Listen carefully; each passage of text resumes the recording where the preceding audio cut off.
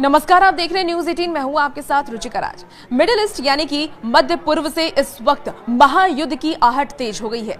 बदर अब्बास पर हुए हमलों से बौखलाए ईरान ने अब तक की सबसे बड़ी जवाबी कार्रवाई का दावा किया है। अब ईरान की सबसे ताकतवर सेना IRGC ने दावा किया है कि उन्होंने बदर अब्बास के पास हुए हमलों के जवाब में क्षेत्र में मौजूद एक अमेरिकी सैन्य एयरबेस को निशाना बना करके भारी गोलीबारी की है। इस हमले के बाद पूरे क्षेत्र में तनाव चरम पर पहुंच गया है। अब आपको बताते हैं कि ये बदर अब्बास में हुआ आखिर क्या था, जिसके बाद ये महायुद्ध और ज्यादा भड़क गया।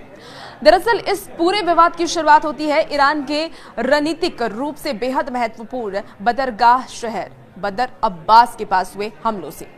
बदर अब्बास ईरान के लिए न सिर्फ व्यापारिक बल्कि सैन्य दृष्टिकोण से भी सबसे संवेदनशील इलाका माना जाता है। बदर अब्बास पर हुए अज्ञात हमलों के बाद ईरान पूरी तरह बौखला उठा है। ईरान ने सीधे तौर पर इन हमलों के पीछे अमेरिका और उसके सहयोगियों का हाथ होने का शक जताया था। इस हमले ने ईरान की सुरक्षा व्यवस्था को सीधे चुनौती दी थी, जिसके बाद तेहरान में बैठकों का दौर शुरू हुआ और IRGC को खुली छूट दे दी गई। बदर अब्बास पर हुए चोट से तिलमिलाए ईरान ने ज्यादा वक्त नहीं लिया। IRGC ने आधी रात को एक बड़ा ऑपरेशन शुरू किया, जिसका मकसद सीधे अमेरिकी सेना को दहलाना था। IRGC की ओर से जारी आधिकारिक बयान के मुताबिक उन्होंने अमेरिकी एयरबेस को निशाना बनाने के लिए कई अत्याधुनिक मिसाइलों और सुसाइड ड्रोन का इस्तेमाल किया। ईरान का यह भी दावा है कि उनके इस ताबड़तोड़ अटैक ने अमेरिकी एयरबेस की डिफेंस सिस्टम को भेद दिया और वहां भारी तबाही मचाई है। हालांकि अमेरिकी रक्षा मंत्रालय पेंटागन की तरफ से नुकसान को लेकर के अभी विस्तृत आधिकारिक का बयान आना बाकी है। रक्षा विशेषज्ञों का यह मानना है कि